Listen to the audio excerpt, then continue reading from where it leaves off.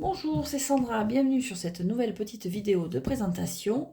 Aujourd'hui, je vais vous présenter un jeu mass market qui vient tout juste de sortir. C'est le Edge Witch Tarot. Donc, désolé de par avance, le nom du jeu, il a du mal à sortir. Donc, le concept de Edge Witch, pour moi, c'était assez obscur. J'ai craqué sur les dessins, tout simplement, sur les illustrations. Et donc, c'est une sorcière qui exploite le monde entre la frontière entre le monde physique et le monde spirituel, d'après le guidebook, plus ou moins, je résume. Mais le guidebook en dit plus, mais bon, c'est en anglais, j'ai pas tout lu encore, donc c'est l'idée. Les illustrations donc par Angela Rissa, l'auteur c'est Tudor Bess, je connais ni l'une ni l'autre, et la maison d'édition c'est l'Elveline. Donc c'est un petit coffret pour l'Elveline. Pour donner en comparaison, j'ai le Mermaid Tarot. Voilà, ça c'est les coffrets qu'on voit souvent, Mermaid Tarot, Tarot Wonderland. Ils ont cette taille-là, là. Et le Edge Witch est beaucoup plus petit. Voilà, parfait pour ranger dans la bibliothèque. Donc la boîte, c'est une jolie boîte, c'est quand même super belle, tout à fait de saison. On est vraiment, on rentre petit à petit, on va rentrer dans l'automne et la boîte s'y accorde parfaitement. Et le jeu aussi. Donc on va tout sortir pour continuer sur la boîte. Hop. Voilà, la boîte est très belle. Bon, moi elle est arrivée défoncée. Bon, elle arrive de loin, mais bon, quand même. J'ai dû la rafistoler, mais bon, elle reste très jolie. Les cartes n'ont rien, donc voilà, on va pas chipoter. Je suis tellement contente de la voir. Ça a vraiment été un gros coup de cœur. J'avais envie de couleurs automnales et ce jeu s'y accorde parfaitement. Le guidebook. Alors, c'est un beau guidebook en couleur, un petit guidebook. Voilà, il fait combien 250 pages, un peu plus. Voilà, c'est un petit livre, dans des couleurs automnales également. On a une présentation de l'auteur et de l'artiste, encore une fois que je ne connaissais pas. Une explication pour le concept de... Et puis bon, une introduction au tarot en lui-même du Edge Witch Tarot. Voilà, qui explique un peu d'où ça vient, comment on peut voir ça, enfin, une introduction, quoi. Voilà. Bon, j'ai pas tout lu, parce que bon, c'est en anglais, je viens juste de le recevoir, donc il me faut un peu de temps, mais voilà. Les cartes, alors toutes les cartes sont illustrées en pleine page. Il n'y a pas de tirage, mais toutes les cartes sont en pleine page, les mineurs aussi. C'est très coloré. Alors bon, il y a beaucoup de détails, certaines ne vont pas apprécier. Moi j'aime bien, donc bon, chacun fait selon ses goûts. Et chaque carte va être décrite selon trois concepts en fait. Donc The Border, la frontière, The Riding, la connaissance, la montée, l'élévation, enfin cet esprit-là, et le voile. Le voile, ça va être plutôt pour ce qui est intérieur, shadow work, ou ce genre-là, voilà. Enfin, du peu que j'ai vu. The Border, ça va plutôt décrire la carte, avec une interprétation, enfin une description, une interprétation traditionnelle. Le jeu s'appuie sur le Rider-Waite-Smith. Et le riding, voilà, c'est la connaissance. Mais aussi, il y a un côté là-dedans d'action. C'est-à-dire que pour le fou, voilà, ça va être faire le premier pas, se jeter à l'eau, euh, agir comme le fou. Donc je ne sais pas si c'est comme ça pour toutes les cartes, mais c'est l'impression que j'ai eue. Bon, on va prendre une au hasard. Qu'est-ce qu'on a là? Ben, la mort. Voilà. Donc voilà, la frontière. Bon, on va prendre depuis le début. Voilà, vous avez le nom de la carte, un mot-clé, une interprétation pour la carte inversée, mais ce qui va être assez compliqué dans la mesure où le dos de carte ne le permet pas. Et voilà, une réponse pour si vous faites un tirage à une carte, oui, non. Bon, ça, je ne le pratique pas. Et donc après, chaque fois, vous avez The Border, Riding et The Veil, donc la frontière, l'élévation, la montée et le voile. Donc pour le border, la frontière, voilà, ils décrivent la carte. Là, c'est vraiment une description de la carte. Un nouveau commencement, attends. Là, pour The Riding, on est plus dans l'action. Quelque chose doit finir, mais il ne faut pas être effrayé. Il ne faut pas résister au changement, voilà. Et pour le voile,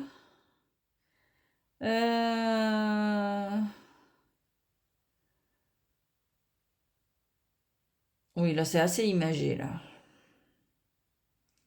C'est très imagé, mais on reste plutôt dans ce qui est intérieur, quoi. Bon, j'ai pas lu toutes les cartes, donc pour l'instant, c'est l'impression que j'ai. Voilà, que la frontière, c'est plutôt l'interprétation traditionnelle, la description de la carte, riding, l'apprentissage, ce qu'on peut apprendre, l'action, et le voile, vraiment ce qu'il y a à l'intérieur de nous, à la rigueur le shadow work, ce genre-là. Mais dans la mesure où il suit assez bien le Rider Waite Smith, de ce que j'ai pu en voir, on peut prendre un livre en français, une interprétation, n'importe lequel, Emmanuel Iger ou un autre qu'on apprécie, et faire l'interprétation du jeu, tout pareil. Et donc, voilà. Ah oui, et les séries suivent les saisons. Donc, il y a un lien en introduction. Chaque série est liée à une saison et plus ou moins aux différents sabbats qui couvrent cette saison. Voilà, qui sont couverts par la saison en question. Voilà, pour le guidebook. C'est un très beau guidebook et vous voyez un petit aperçu des cartes en gros plan. Voilà. Pour le jeu. Ah non, avant le jeu. Petite particularité pour ce jeu. Ils nous fournissent un support de carte. Voilà. Support de carte pub. Que je ne vais pas utiliser. Que je ne vais... Bon, allez, je vais l'essayer pour la vidéo. Mais bon, j'ai vu des vidéos américaines pour voir que c'était... Ah, ça tient un peu. Mais bon, je vais pas m'y amuser parce que ça a tendance à... C'est mal conçu. Bon, avant d'acheter, comme beaucoup, je regarde des vidéos et ceux qui l'ont essayé vraiment, ils ont abîmé leur carte, quoi. Bon, ils l'ont essayé avec les 2 cartes supplémentaires, mais bon, l'idée est pas mal, mais pour l'instant, c'est gadget, quoi. Voilà. Donc oui, il y a 2 cartes supplémentaires, une carte qui présente l'illustratrice et l'auteur, et une carte pub. Sur le tarot du Jardin de la Sorcière et puis une promo pour les États-Unis. Voilà. Alors je ne sais pas s'il sera traduit parce qu'il vient juste de sortir et que bon, il est très beau et tout, mais c'est vrai que les jeux L'Elveline traduits, j'en ai pas beaucoup. Il y a il y a le Mystic Fairy Tarot qui a été traduit, mais qui est impossible à trouver. Et après, les autres que j'ai, ils n'ont jamais été traduits, donc je peux pas dire. On ne sait pas. Je peux pas faire de prévision là-dessus. Les cartes. Les cartes. Alors, dos de cartes magnifique. Bon, qu'on peut pas lire inversé, mais super beau. Il est trop beau ce dos de cartes. Vraiment. On est vraiment dans les couleurs d'automne là. Bon, peut-être pas le bleu, mais les feuilles comme ça, c'est super beau. Les tranches sont neutres. Voilà. Moi, neutre, mais rien de plus à en dire. Et la qualité des cartes, alors là, d'après les vidéos que j'ai pu voir avant, c'est ce qui pêche. Mais moi, ça me gêne pas. Donc, mais bon, je suis habituée aux jeux fins, enfin aux cartes fines. J'ai pas mal de jeux Los Scarabeo et c'est vrai que je suis habituée. Et, bon, peut-être qu'ils sont plus épaisses, mais à peine plus. Donc, la taille des cartes, c'est plus ou moins carte tradie. Voilà, ça fait pas tout à fait 12 en hauteur, mais bon, ça fait 7 de large. Bon, celle-là, elle fait 12 par 7. Donc, voilà, c'est pas tout à fait la... C'est un peu plus petit, mais bon, j'ai regardé, c'est taille... si vous avez des jeux de chez Eveline, genre le Mermaid Tarot, c'est la même taille de carte et le jeu fait la même épaisseur. Bon, alors les cartes, donc, comme je dis, elles sont fines, super souples, fines. Moi j'aime. Bon, en même temps, je vais pas faire des avions de papier avec, donc je suis pas partie pour les plier, donc moi ça me va. Elles ont un léger. Alors je sais pas si ça va se voir. Je vais essayer de. Elles sont un léger côté linen, un peu linen. Alors, est-ce que ça leur permettra de durer plus longtemps? On va croiser les doigts. Je ne sais pas si ça se voit bien. J'arrive pas. Voilà. J'arrive pas à voir. Bon, j'espère que vous avez vu. Bon, sinon, croyez-moi sur parole, il y a un petit côté linen. Et certaines cartes ont été renommées. Voilà, je l'ai vu comme ça en passant parce que j'ai regardé les cartes, je les ai comptées parce que bon, petit rituel, chaque fois que je reçois un jeu, m'assurer qu'elles sont toutes là, pas en double, qu'il n'en manque pas ni rien. Mais il y en a certaines qui ont été renommées dans les arcanes majeurs. Voilà. Donc on est sur un jeu witchy. Parfait pour la saison qui arrive. Donc le fou, ben, c'est un fou. On ne peut plus, le fou du roi. Là, on est vraiment sur le fou du roi. D'ailleurs, il est tellement fou qu'il en dérange presque les gens derrière. Mais on est sur un banquet, là on est vraiment sur le fou. The Wizard, donc quoi, le magicien, la magicienne, plutôt même la sorcière, le sorcier. Voilà, très belle. Alors, The Crown pour la grande prêtresse, c'est la vieille dame. En général, on parle The Maiden, The Mother and The Crown. Désolé pour l'accent, accent bien franchouillard. Donc la vieille dame. L'impératrice, très belle impératrice. Alors oui, encore une fois, les cartes sont chargées. C'est très coloré, bon, moi j'adore.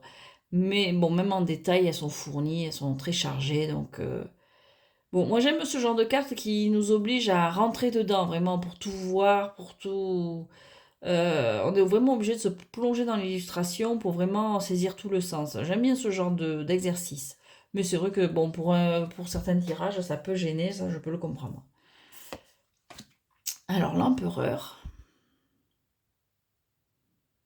Voilà.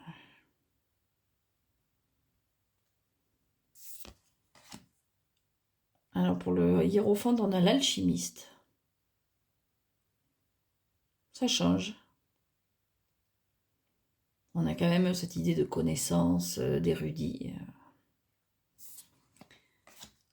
Alors, les cupidons pour l'amour, les amoureux.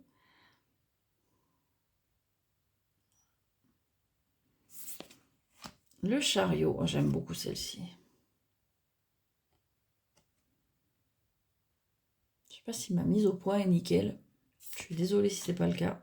La force, un peu particulière la force. Ça donne, c'est vraiment le genre de jeu avec tous ses détails, ses couleurs, et puis son côté, bon, il suit le Rider Waite Smith, mais bon, il s'en libère un peu sur certaines cartes, ça permet de travailler l'interprétation, d'essayer d'ouvrir de nouveaux chemins. Comme quand on est au musée, qu'on étudie une toile, là encore, c'est un exercice que j'aime beaucoup. L'ermite, la femme avec ses chats. La roue de fortune, très belle roue. La justice.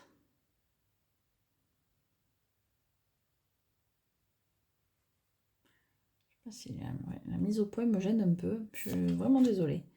Le pendu. Il y a beaucoup de choses. Même là, le pendu, c'est le personnage principal de la carte et il n'est même pas centré. C'est vrai que voilà, il y a un visage dans l'arbre, il y a une espèce de petite fée, papillon, le lion, le serpent, le hibou, la chouette. Beaucoup de choses à lire sur ces cartes. La mort.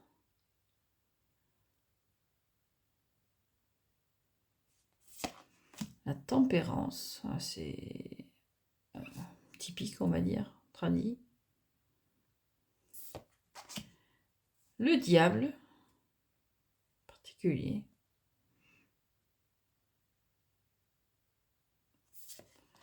La tour.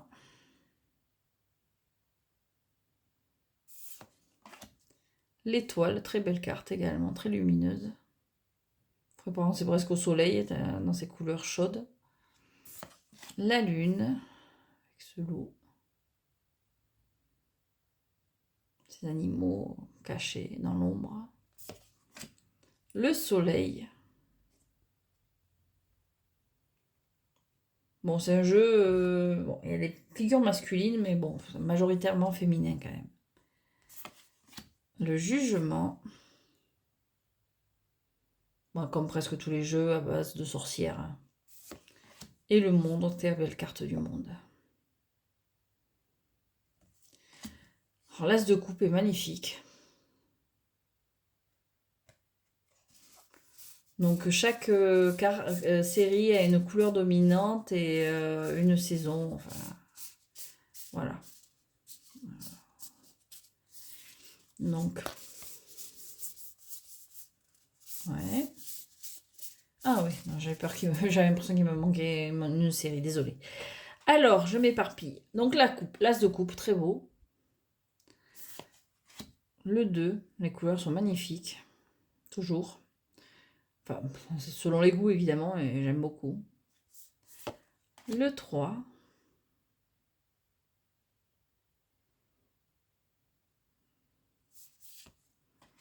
Le 4.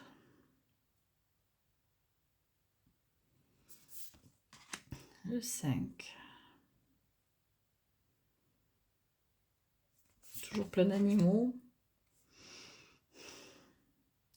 Le 6. Le 7. Le 8. Bon, les séries sont assez lisibles, plus que les majeures quand même. On retrouve les marqueurs du Rider-Waite Smith. Le 9 et le 10. Alors là, on est sur les princesses, princes, reines et rois. Voilà. La princesse de coupe. Le prince. La reine et le roi. On est sur les créatures marines. Comme souvent avec les coupes. Ah, les deniers. C'est pas toujours ma série préférée, mais dans celui-là, on voit vite pourquoi. C'est Noël, on est chez... Pardon. Non, vraiment l'époque de Noël, Yule. Cette saison qu'on adore. Voilà, encore un as de pentacle ou de denier magnifique. Le 2. N'a pas trop le sentiment d'équilibre, mais bon. J'ai pas lu le guidebook en entier, donc je vais lire exactement pour savoir pourquoi. Enfin, d'abord, je vais me pencher sur les cartes. Je vais essayer de faire le travail d'interprétation comme il se doit, c'est-à-dire d'abord essayer de voir par moi-même et après comparer avec ce que dit le guidebook. Enfin, dans l'idéal, c'est ce qu'il faudrait que je fasse. Le 3. Le 4.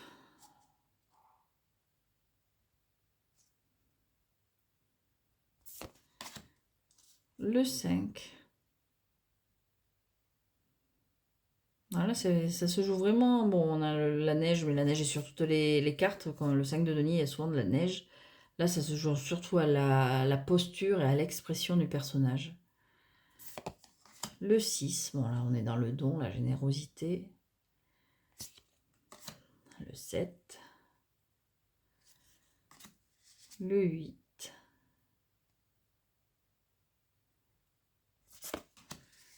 Le 9. Et le 10. Alors, on passe avec la princesse et le prince. Voilà. La reine et le roi. On retrouve ce visage végétal qu'on trouve sur certaines cartes. Alors, les épées, on est sur l'automne.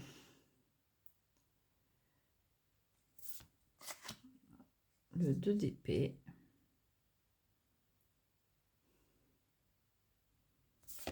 Le 3. Il est triste, mais il est soft. Il n'est pas Toujours la série des épées qui inquiète un peu, qui peut être un peu dure. Bon, jusqu'à présent, bon, j'ai pas tout regardé, mais il reste soft celui-là. Même si le message passe, c'est pas violent. 4 d'épée, le 5, le 6, le 7, le 8,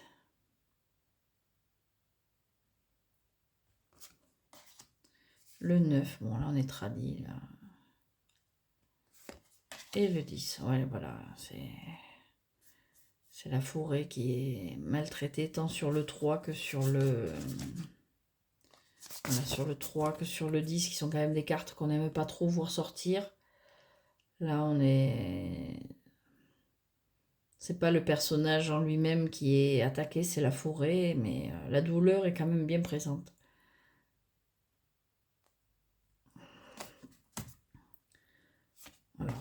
Alors, bon, ben la princesse d'épée, c'est celle qui est sur la boîte. Si j'arrive à enlever le bazar. Voilà.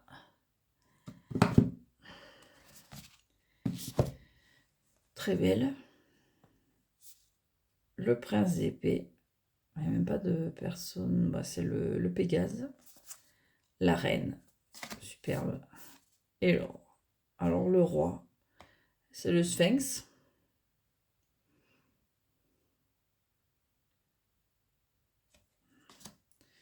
Voilà. Et les bateaux. Alors là, on revient sur du rouge. On a eu quoi? Du rose pour les coupes. C'était plutôt les roses, les coupes. Là, on est vraiment sur du rouge. Donc, le bâton. Très beau as de bâton. Le 2 de bâton. Alors, niveau époque, on est... c'est un peu tout, hein, parce qu'on est dans de la fantaisie. Mais bon, au niveau des vêtements, on a du moderne. Bon, pas moderne. Si, du moderne casual, classique. On a un peu de tout. Hein. Après, on a des robes plus ou moins médiévales, des sorcières tradies, des sorcières modernes. J'ai du mal à parler aujourd'hui, j'en suis désolée. Très joli. On a des elfes. La lune est aussi beaucoup représentée. Le 4. Le 5.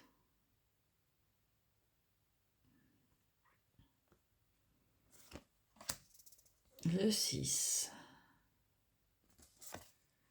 Le 7. Avec ce sorcier.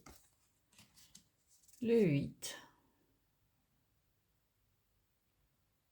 Ouais, là, ça va demander un peu d'interprétation. Là, on n'est plus... Bon, les bâtons pointent vers le ciel, mais on a peut-être avec cette fumée, cette sensation de mouvement, mais à voir. Ça peut être intéressant de feuilleter les cartes pour une à une pour les étudier. Le 9 et le 10. Voilà. Et la princesse, c'est un gecko. Mignon petit gecko. Le prince, c'est un phénix. Ah non, il y a un monsieur là, je l'avais même pas vu. Et puis rien. Voilà, là, il était noyé dans les fleurs. Au premier regard, j'avais vu que le phénix. Mais non, il y a un prince. Bon, par contre, la princesse, elle a mangé cher si elle s'est transformée en gecko, la pauvre. La reine. Et le roi. Là encore, comme... Alors, est-ce qu'elles sont toutes... Non, elles ne sont pas toutes comme ça. Là, le roi, il y a le dragon avec la femme devant. Il y avait le sphinx qui était pareil. Avec... je suis en train de tout mettre en bazar, voilà. Et après... Les autres, j'arrive même pas à me souvenir. Si c'était tout identique. Je vais y arriver. Bon, si je la posais déjà. Non, le roi, il n'y avait pas de personne devant lui. Tant que j'y suis, je regardais l'autre. C'est laquelle? Prince, roi. Non, pareil. Non, il y a que le bâton et les épées qui sont présentés comme ceci. Bon, pourquoi pas. Donc un dragon avec une sorcière qui lui parle. Voilà, maintenant il faut que je range mon petit bazar. Elles seront à moitié mélangées déjà. Et bon, tant mieux parce qu'il me tarde de m'en servir. Voilà. Oui, on va mélanger. Un joli bruit. Elles font pas trop de paquets. Non, elles sont pas mal. Enfin, bien sûr, ça dépend des goûts, ouais. Mais j'ai entendu que c'était une horreur en termes de qualité. Bon, je vais voir sur le long terme, évidemment, hein, sur la manipulation et tout ça. Mais elles sont pas si mal. Puis le côté linen, moi j'adore, donc elles sont pas mates du coup. Est-ce qu'on voit le linen? J'y tiens. Hein. Bon, bref. Elle reflète quand même la fenêtre, ça reflète un peu. Mais bon, elles sont quand même. Elles sont pas brillantes au point de laisser des traces de doigts comme on a pu voir sur certains jeux. Donc, et le dos, encore une fois, très beau dos. Vraiment un très beau jeu avec de très belles couleurs. Et pour la saison là, qui arrive, là, bon, moi, c'est septembre, je suis déjà à l'automne, là, je suis déjà dans le bain. Donc vraiment là il me tarde de les manipuler, de les utiliser, de les brasser. Je suis super contente de l'avoir, les couleurs sont pétantes. Bon ben oui, ça demande à se pencher sur chaque carte, à vraiment rentrer dans les cartes pour découvrir tous les détails. Et puis bon, je pense que je vais tricher et de temps en temps jeter un œil dans le guidebook pour voir exactement ce qu'ont voulu représenter l'auteur et l'artiste. Parce que bon, leur point de vue est important aussi. Donc beaucoup d'animaux là, pour ceux qui aiment. Je m'attendais à avoir à un moment donné bon, les deux autres, quoi, là, vu qu'on a The Crown, The Maiden et la mère, The Mother, encore pardon pour mon accent, bah, pas d'accent du coup, je parle anglais à la française. Mais oui, je m'attendais à voir les trois. En général, on les voit à trois, mais bon, c'est pas grave. Donc, bon, ben, on va bien voir à l'utilisation comment il évolue ce petit jeu. Mais en attendant, je suis super contente de l'avoir. J'espère que vous avez aimé cette petite présentation. Je vous remercie si vous avez suivi la vidéo jusqu'à présent. Et je vous souhaite une très bonne journée, très bonne soirée. Et à très bientôt.